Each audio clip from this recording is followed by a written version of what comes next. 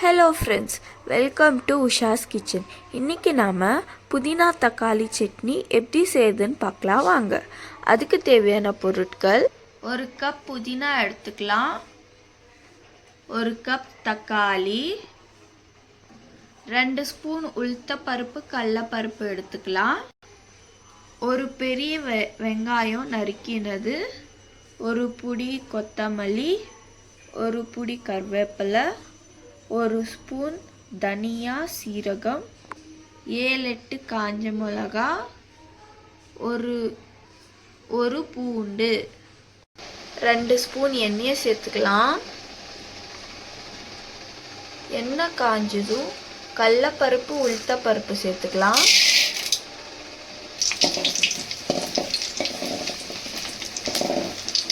நல்லா வறுந்ததுக்கு அப்புறமா சீரகம் தனியாவை சேர்த்துக்கலாம்.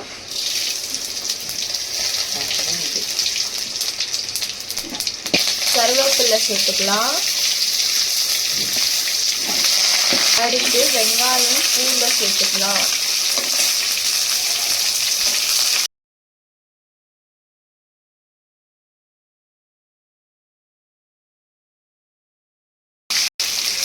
அடுத்து காஞ்ச மிளகாய் சேர்த்துக்கலாம்.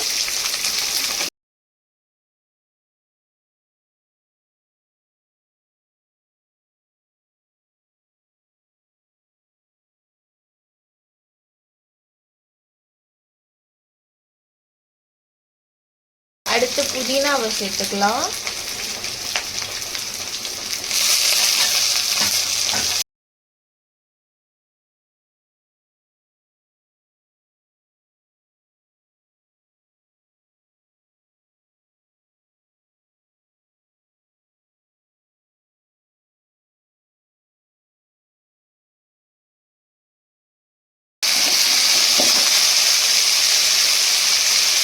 அடுத்து கொத்தமல்லி சேர்த்துக்கலாம்.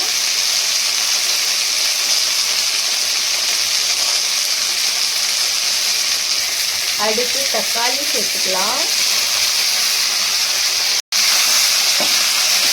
உப்பு சேர்த்தா சீக்கிரம் வதங்கிடும், அதனால 1 ஸ்பூன் அளவு உப்பு சேர்த்துக்கலாம். இந்த அளவு வதங்கினதுக்கு அப்புறமா ஆற வச்சு அரைச்சி எடுத்துக்கலாம்.